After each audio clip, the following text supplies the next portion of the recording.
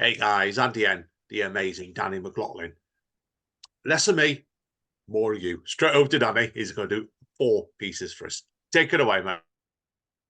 This is a piece which relates to a poem written by Alfred Alaria, the Palestinian poet who sadly died recently in the conflict in Palestine. He wrote a poem entitled If I Should Die, and it related to kite flying in Gaza, in Palestine, which is a very popular pastime. And he referred to the kites as being like angels as they flew and floated in the sky.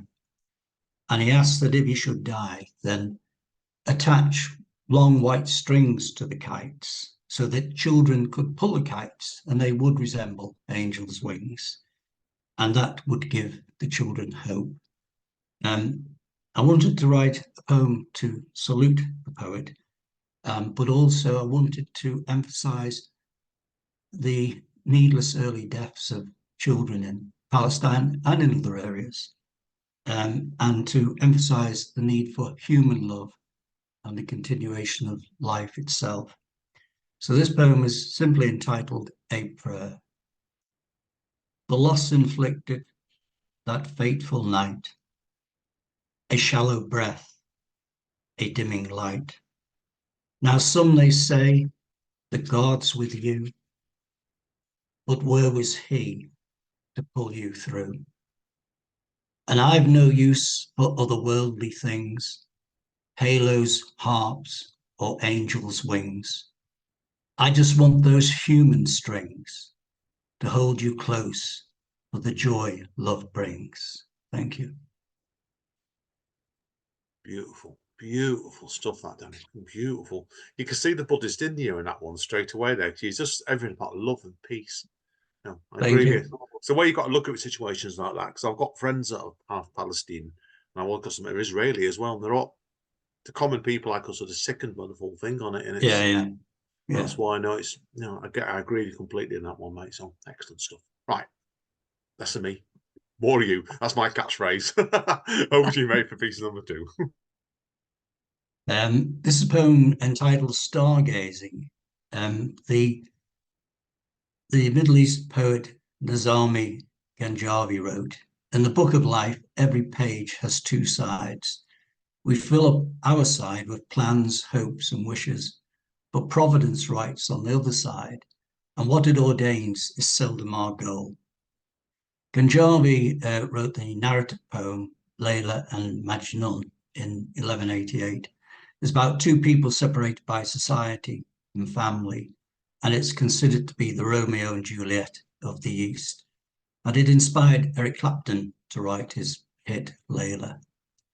The poem Stargazing is based upon a few true moments spent with my son, aged 3, shortly after his mum had sadly passed. Stargazing. Standing in the garden with my son, now aged 3, as the sun's centre sinks beneath the horizon, and in the twilight the brightest stars become clearly visible. I raise my left arm and, extending my index finger, point up at the moon. In a lost attempt to reassure, I say, that's where your mum is. See her shining face, her soft smile, as she gazes down upon you. But he's far too smart for his age, and has already borne witness to the damage this life may inflict. The distance between the truth and my lie is greater than the light years between the moon and the earth. But we pretend, keep on stirring a little longer, a little too long. I lower my arm, place my hand upon his head. I cherish this child. I want to save him from any more loss or grief in his whole life. Yet I know the distance between my wish and even some form of benign providence extends far beyond the mass of the universe. Thank you. Wonderful stuff. Again, that's a really deep piece, that one, actually, as well. So tell us about what made you want to write that piece then. My son now is 18 in next month in March, and I think I was thinking about the speed in which that growth has happened.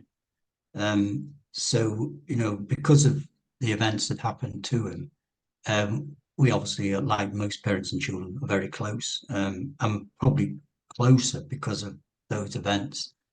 So it brought back to mind some of these matters. We all faced loss in our life, which is sad. And the emotional distance is not the same as the distance in years. So some of these events are still very clear in my mind. So I look at him and I see him at the age of 3 still. But I look at him now and I think, wow, look at the distance he's traveled. You do, yeah. Oh God, yeah. I was telling you off camera before. I was out with my sister's 50th birthday do yesterday. And her son, my nephew, he's 16 now, just turned 16, and you look back at it, they just seem to grow up so quickly, don't they? As well. Like my nephew's up to about. People are wondering. Just put my hair. He's about 5'10" now, and only an inch smaller than me. And I just saw it yesterday. He's absolutely started to really fill out. And your son will be the same as well, won't it? Like age thing seems to creep up when you just don't expect it sometimes. I've spent my whole life, Andy. I've spent my whole life looking down upon him until the last 12 months. Now I spend my time looking up at him. Oh, we had it on. We had lockdown obviously a couple of years ago. I didn't see my nephew for about close to 10 months basically, and we went over that Christmas after lockdown and got left down with it. And remember that because he opened the front doors and let me and Amanda in, and he was like, I was looking up at him thinking, where have you gone? He's shot up by 7 inches in a year, and he does happy get growth spurts, don't they? They do. Well, and it's incredible. Anyway, listen, mate. We'll end up talking rubbish, me and you all day. I know what I'm like, and I think I know what you're like. So, less of me, more of you. Give us your next piece, mate. Right, this next poem is entitled Beginner's Mind. It's based upon the Buddhist concept, beginner's mind. And the idea behind this concept is to keep the sense of wonder in life alive, is to come at each experience as if it's the first time we've experienced whatever it is we're doing. And the aim is to help us to learn the fact that wherever we come to in life, any situation, it is never the same situation. Things have changed. Our mood may be different. The weather may be different. People we're with. We may come in joy. We may come in sorrow.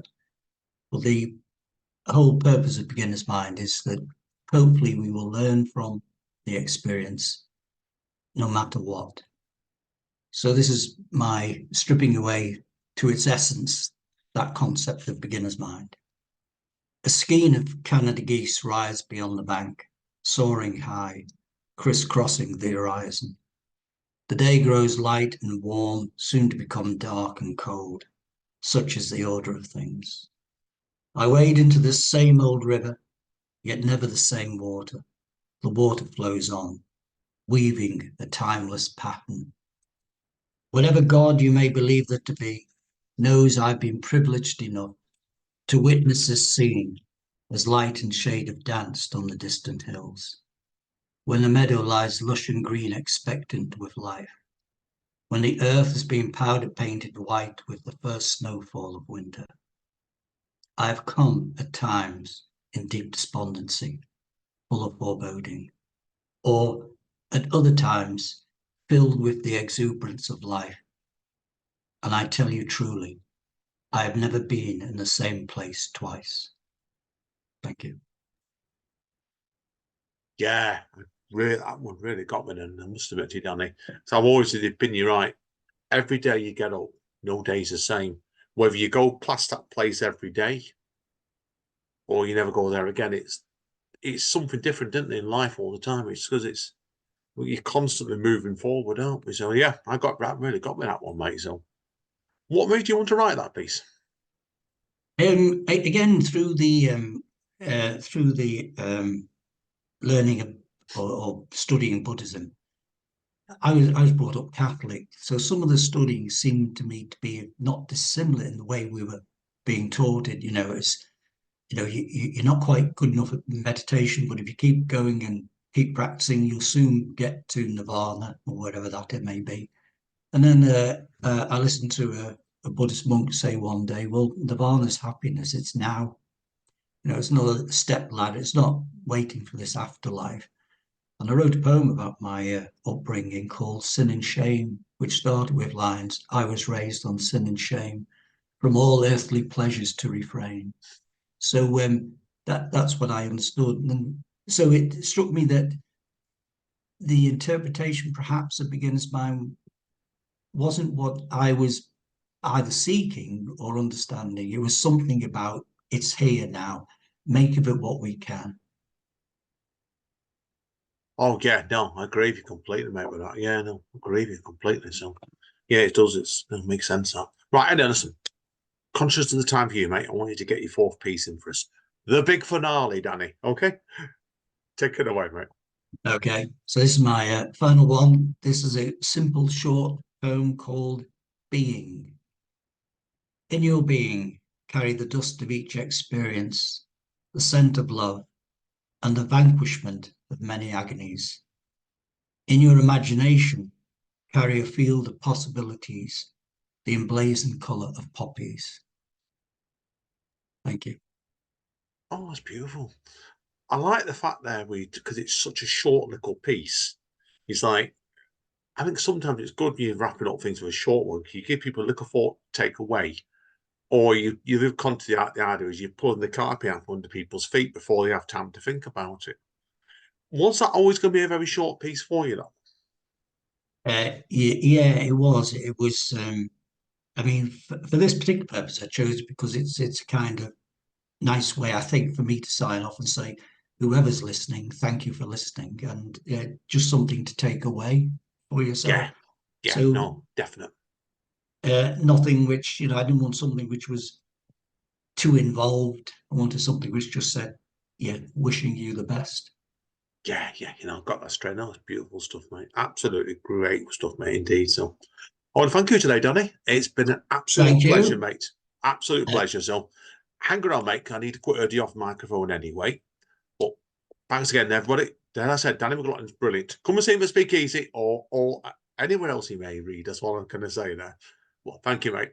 So, as Don Callis over at AEW Wrestling says, stay safe and stay over, and we will see you all next